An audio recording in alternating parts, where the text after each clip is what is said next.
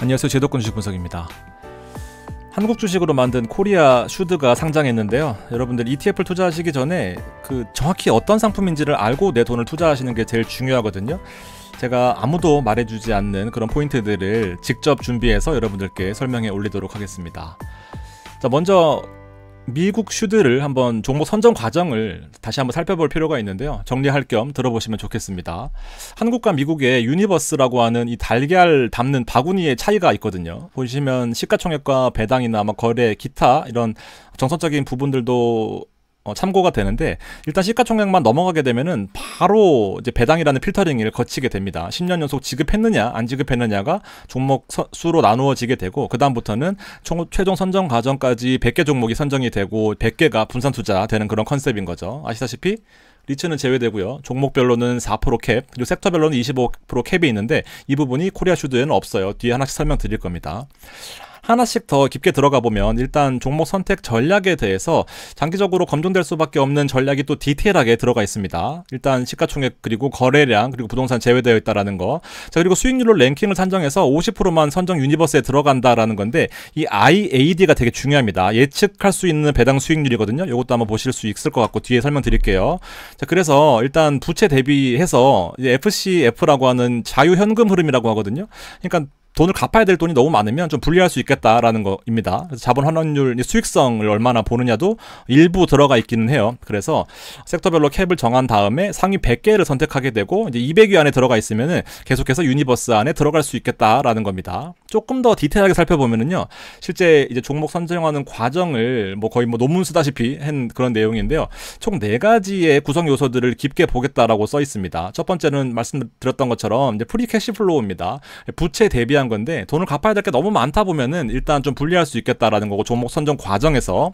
그리고 어떤 회사가 점수를 높게 받냐면은 부채가 제로인 회사가 일단 랭킹에서 우선순위에 있다라는 겁니다. 당연하게 수익성 볼 필요가 있겠죠. 두 번째는 ROE입니다. ROE. 그래서 얼마나 내가 수익성을 높게 보느냐, 이건 넘어가겠습니다. 쉬운 내용이니까. 세 번째가 IAD 일드거든요. 그러니까 인디케이트라는 단어를 씁니다. 그러니까 예측할 수 있는 그런 수익률인 거고요. 실제로 5년 정도의 배당 평균 이 수익률을 살펴보면서 이 점수를 매겨서 400개의 랭킹을 선정한다라고 되어 있습니다. 그러면서 이 400개 중에서 변동성 지표를 봐요. 변동성이 너무 크다 그러면은 점수를 높게 받아도 제외된다. 중간보다 높으면 는 제외된다라는 거예요. 그러니까 되게 안정적인 흐름을 보였던 게 그동안의 슈드의 흐름이었던 거죠. 그래서 3년 동안의 주가 변동성을 기준으로 살펴본 다음에 최종적으로 이제 100개를 선정하는 과정을 거치게 되는 것이 일단 슈드의 큰 종목 선택 과정인 거예요. 좀 디테일하죠? 자, 그리고 최근에 좀 아쉬웠던 부분이 이제 바로 앞서 보셨던 것처럼 5년간 배당 성장률에서 점수를 받으면은 올라갈 수 있는 그런 포인트를 받게 되잖아요. 근데 최근에 3월 달에 슈드의 포트 변경을 보면 이제 그동안 종목과는 다르게 에너지 종목이 슐럼버거랑 코노코필립스가 들어왔단 말이에요. 자, 그러면 연속적으로 배당을 얼마나 줬느냐를 살펴보면은 C등급입니다. 연속적으로 배당을 준 것은 죄송해요. 배당 성장 부분에서는 1년 동안밖에 성장을 못했다라는 겁니다. 그러니까 작년 대비해서 한 번만 성장했다라는 거거든요.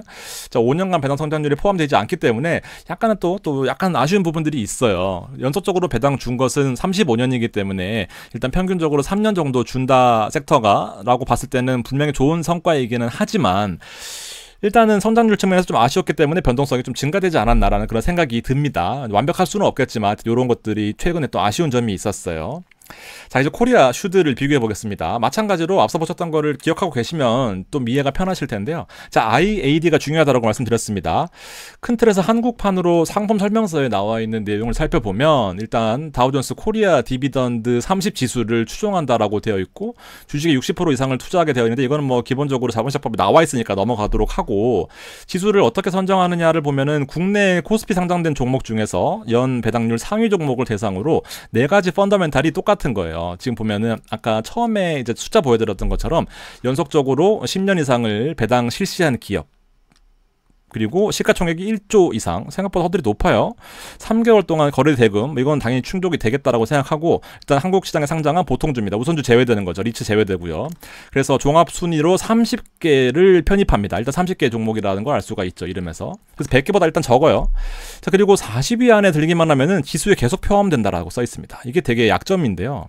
이제 사실 이런 거를 그 누구도 얘기할 리가 없겠죠. 그리고 기존에 포함되지 않았던 종목은 순위에 따라서, 그러니까 없었던 종목들은 30개가 될 때까지 그냥 지수에 추가된다라는 겁니다. 그러니까 만약에 25개밖에 종목을 선택하지 못했으면 그동안 없었던 것 중에서 5개를 추가시키기 위해서 30개를 만들겠다라는 거예요. 연 2번 종목 교체를 한다라고 되어 있습니다. 그래서 이게 바로 유니버스예요. 유니버스라고 하는 것은 여기에서 종목을 피킹하겠다라는 거거든요. 제가 줄쳐놓은 거, 연속 10년 이상 배당을 실시한 기업이 과연 얼마나 될지가 궁금해서 한번 살펴봤습니다. 자, 잠깐만요. 그 전에 제가 특히나 이제 US 슈드를 투자하는 이유 중에 하나가 일단 장기적인 배당 성장을 바탕으로 이제 미래를 예측해 볼 수 있는 거죠. 과거에 꾸준하게 배당이 성장해 왔으니까 이런 히스토리컬 프라이스를 바탕으로 앞으로 10년을 또 예측해 볼 수가 있는 거죠. 왜냐하면 배당 성장률 같은 거는 10%씩 올랐었고, 그리고 10년 동안 잘 유지해 왔기 때문에 10년 전에는 0.25였고 현재로서는 1달러 정도의 배당을 주지만 10년 뒤에는 2.6달러 정도니까 사실상 미리 잘 놓는다라고 한다면 10년 뒤에는 높은 배당을 받을 수 있겠구나라는 그런 장기적인 그 미래 예측 가능성에 대해서 좀 점수를 후하게 줄 수 있는 거죠. 그래서 코리아 슈드 같은 경우에는 이 부분을 제가 집중해서 봤습니다. 앞으로 10년 동안 배당을 더 줄 수 있는 종목들의 유니버스가 있는지. 자, 제가 직접 블룸버그에서 데이터를 일일이 다 실제 투자급으로 추출했습니다. 그래서 종목을 피킹했는데요. 자, 10년 연속 한국에서 배당을 지급한 코스피 기업을 추출하는 것을 최종 목표로 이제 이렇게 분류 조건을 제가 먼저 나열해봤습니다. 당연히 10년 이상 종목은 몇 개 없을 거라고 생각하고, 위의 종목 아까 4가지의 조건들이 있었잖아요. 그 부분들에 대해서 시가총액 1조 이상 기억나시죠? 1조 이상이니까 38조, 36조, 뭐 1조 5천억 달러도 있습니다. 한국엔컴퍼니, 그다음에 한전자동차가 맨 위에 있고요. 배당 수익률은 12개월 동안 생각보다 많은 배당을 지급했습니다. 그렇지만 단발성이 크다라는 부분 시가총액도 나와 있고요. 그리고 가격은 현재가고 펀은 지금 뭐 3배, 미국 주식들이 보통 20배, 30배 가까이 하거든요. 3배, 6배입니다. 저평가 되어 있긴 하죠. 그리고 총수익률은 뭐 그냥 참고해 보시면 좋을 것 같고요. 47%짜리를 봤더니 YTD는 이어 투 데이트, 올해만 얼마나 올랐느냐거든요. 올해도 쇼핑이 되게 많이 올랐습니다. 최근에. 그래서 요거 지금 탈출하신 분들 많아요. 그동안 물려있다가 많이 올랐습니다. 자, 아무튼 요렇게 솔팅을 해봤더니 총 52개밖에 안 나왔어요. 자, 그리고 아까 배당 수익률이라고 하는 조건은 없었거든요. 근데 제가 최소한은 4%는 넘어야 되지 않겠냐. 왜냐하면 4대 금융지주에서 지금 발행어음이 이자가 3% 후반, 4% 초반, 4% 중반까지 되거든요. 원금 보장되는 상품에 투자하는 게 나을 거냐, 아니면 장기적인 성과를 또 노려보고 투자하는 거냐 나을 거냐를 그 비교군으로 봤을 때는 최소 4%는 넘어야 되지 않겠냐라고 한 겁니다. 4% 밑으로는 없어요. 그리고 수익성 측면에서도 일부 점수를 줘야 되잖아요. 그러다 보니까 자, 아까 ROE도 있었고요. 그리고 부채 대비해서 자유현금 흐름도 있었습니다. 그런데 다 필요 없어요. 왜냐하면 어차피 코스피는 10년 동안 3%밖에 성장 못했기 때문에 이런 수익성 지표들은 사실상 크게 의미가 없다라고 판단했습니다. 그리고 절대적이지도 않고 앞서 보셨던 것처럼 성장률이나 이런 것들은 점수일 뿐이지, 코노코 필립스 같은 경우에도 갑자기 성장률이 낮은데도 불구하고 올라왔다라는 것에 대비해 보면 크게 의미가 없을 것 같다. 중요한 것은 52개밖에 안 된다라는 겁니다. 그래서 연속 배당을 제가 조사한 결과는 현대차가 28년이고요. 기아차가 17년입니다. 이런 식으로 10년 이상 배당을 지급한 회사는 43개밖에 안 돼요. 일단 그리고 또 10년 이상 배당을 더 줄 수 있는 회사, 20년 이상 배당을 지급한 회사는 24개밖에 안 됩니다. 일단 400개 보던 US 슈드의 유니버스와는 비교 자체가 불가능하죠. 이런 컨셉으로 나온 종목이에요. 이런 얘기는 아무도 해주지는 않겠죠. 이런 그 되게 작은 모수를 가지고 우리는 어떻게 종목 선정을 하느냐. 자, 그러니까 분류 자체가 좀 무의미하다라는 생각이 듭니다. 정확히 알고 투자해야 되는데 이런 것들을 얘기해주지 않으니까 제가 숫자로 범정해드리는 건데, 유니버스라는 되게 멋있는 말 안에는 이런 것들이 숨겨져 있는 거예요. 10년 연속 배당을 지급한 기업이 총 44개밖에 없다라는 거, 4% 이상 되는 배당 수익률을 제가 자체적으로 필터링 하긴 했습니다. 1% 주고 40년, 1% 주고 무슨 50년 배당 줬다 그러면 이건 또 안 되잖아요. 어쨌든 시가총액 1조 원 이상, 그리고 이런 것들을 또 추가적으로 대입하게 되면은 여기에 한샘이라는 종목이 있습니다. 한샘 아시죠? 이게 오늘 거래 대금 기준으로 11억 원이었어요. 그러니까 또 애매할 수 있습니다. 또 빠질 수도 있다는 얘기예요. 어쨌든 이렇게 하는 것들이 유니버스인 거고, 이 유니버스를 바탕으로 이제 어떻게 필터링 하는지를 4가지 펀더멘탈 아까 보여드렸죠. 이런 수익성 측면에서 보는 것들, 그리고 연배당 수익률, 특별배당을 제외하고 뭐 되게 멋있는 말 써놨습니다. 그리고 5년 배당 배당 성장률을 뭐 해서 30개를 편입한다라고 써놓은 거예요. 근데 43개를 가지고 씨름하는 거고요. 10년 뒤에는 24개로 줄어듭니다. 그래서 이런 종목들을 살펴보게 되면은 아까 종목을 어떤 것들을 편입하는지를 여기 상품 설명서에서 보셨을 텐데 기억나시죠? 점수 기준으로 해서 40위 안에 들어가 있으면 무조건 지수에 포함된다라는 겁니다. 무조건 처음 선택한 종목이 거의 90% 이상은 들어가 있을 확률이 매우 높다라는 거죠. 그래서 기존에 포함되지 않았던 종목들 여기서 왜냐면 빠질 수도 있잖아요. 배당을 한 번 안 주게 되면 빠지는 거 아닙니까? 그러면은 빠질 수도 있으니까 30개가 될 때까지 나머지 종목을 추가하겠다라는 거죠.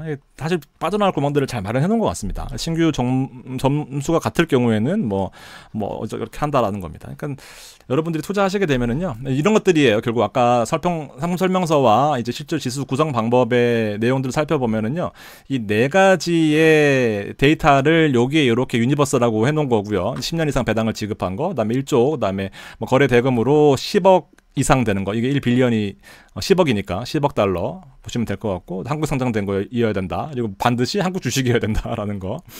그래서 점수 같은 것도 아까 프리 캐시플로우 보셨죠? ROE랑 IAD가 중요하다고 말씀드렸는데 실제로 계속해서 5% 이상 배당을 4% 이상 배당을 줄 수 있는 종목들이 연속적으로 많지 않겠다라는 겁니다. 그래서 5년 동안 배당 성장률도 중요하지만 점수화 시켜서 이렇게 열심히 했는데 그냥 40개 가지고 그냥 계속 3% 4% 비중으로 사는 거예요. 비중만 왔다 갔다 하겠죠. 왜냐하면 30개 종목이니까 대략 곱하면 30개 종목 비중 해봐야 3, 4%밖에 안 될 거 아닙니까? 그래서 계속 그냥 40개 사시는 거예요. 종목 교체 가능성이 사실상 제로라고 봅니다.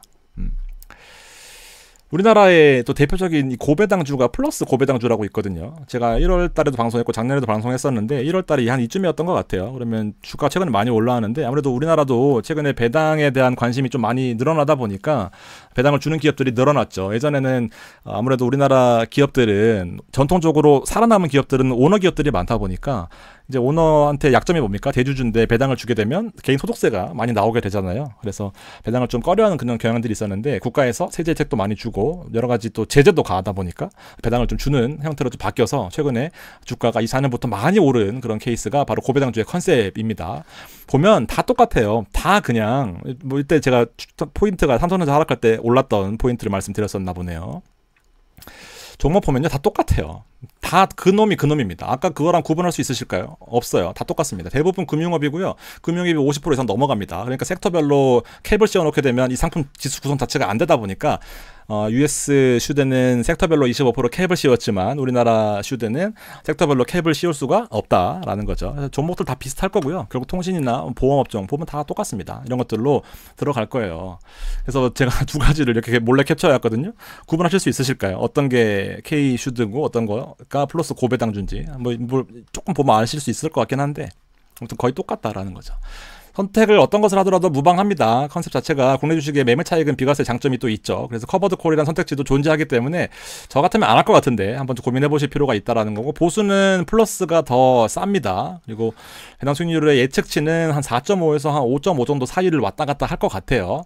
상장일은 2012년부터 운영했으니까 검증이 좀 됐다라고 판단이 되고 얘는 상장한 지가 얼마 안 됐습니다. 그래서 타이거가 또 지난번에 코덱스에 대해서 또 그 대표 지수 있잖아요. 우리나라 코스피 200 지수나 코스닥 지수 같은 거 수수료를 깎겠다 하면서 그 금융당국의 제재를 받았잖아요.